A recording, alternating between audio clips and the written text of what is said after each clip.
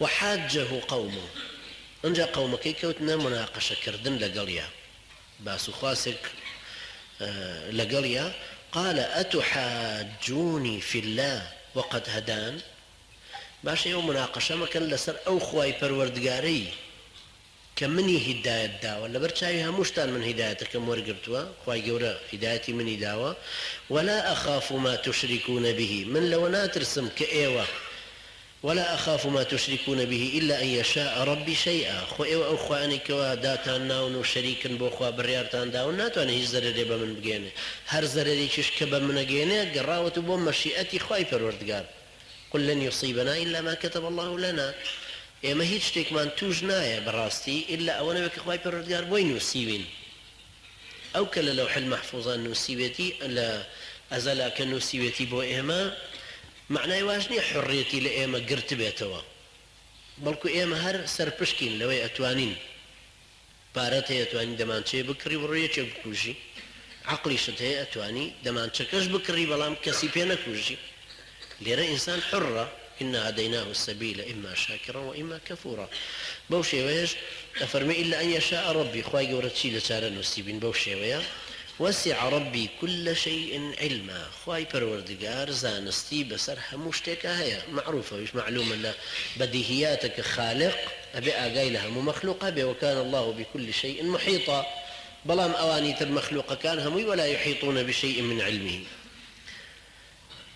أفلا تتذكرون أن جاء فرمي وكيف أخاف ما أشركتم ولا تخافون أنكم أشركتم بالله أوانا ينود بزان أخواك إيما شون تأثير التيكا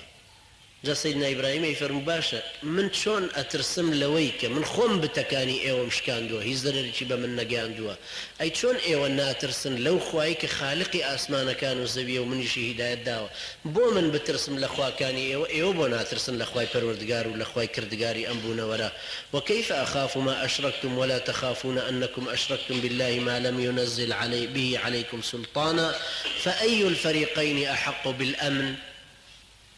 شيمان مستحقي أويك هي مني وآسايشي دلو دروني سكناي دلي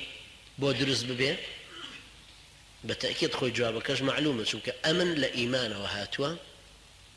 وشيء أمن يعني زوال أسباب الخوف يعني هو يكاني ترسان دلنا مينه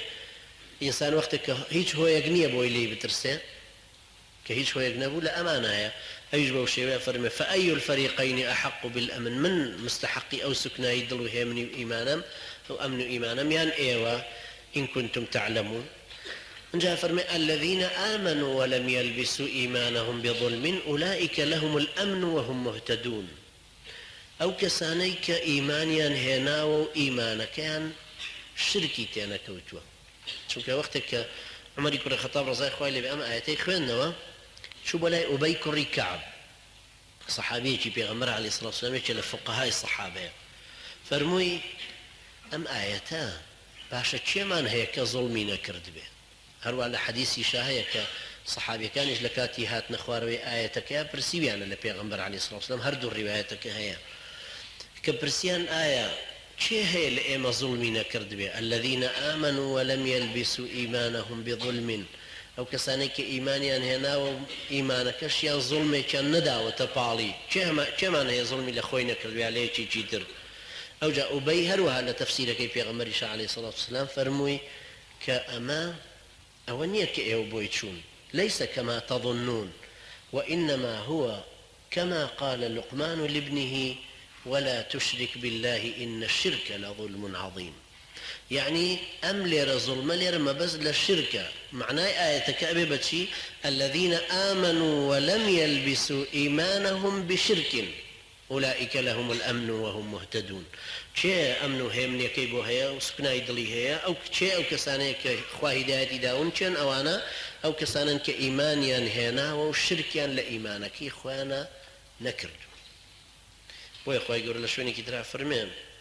لباس مشركة كان فرمين وما يؤمن أكثرهم بالله إلا وهم مشركون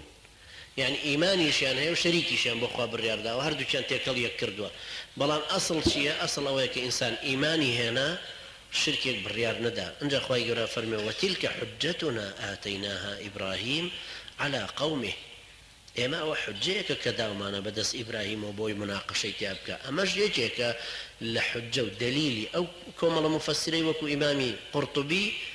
کە ئەوە سەرخا ئەو ڕەئیان سەرخا کە سەیدنا ئیبراهیم لەبەر خاتری قەومەکەی کە وای پێوتون و توێتی فەرموو ئێوە کە ئەڵێن ئەوە ئەستێرەکان خوامانن ئەوە ئەستێرەکان و غایبە بن ئەوە ئەستێرەکان و ئاوا بن ئیتر چۆن ئەوە نەتوانن تەئسیریان لە ئێوە هەبێ بەڵکو خوای پەروەردگار بپەرستین کە کردگاری هەموو بوونەوەرە وتیلکە حجەتنا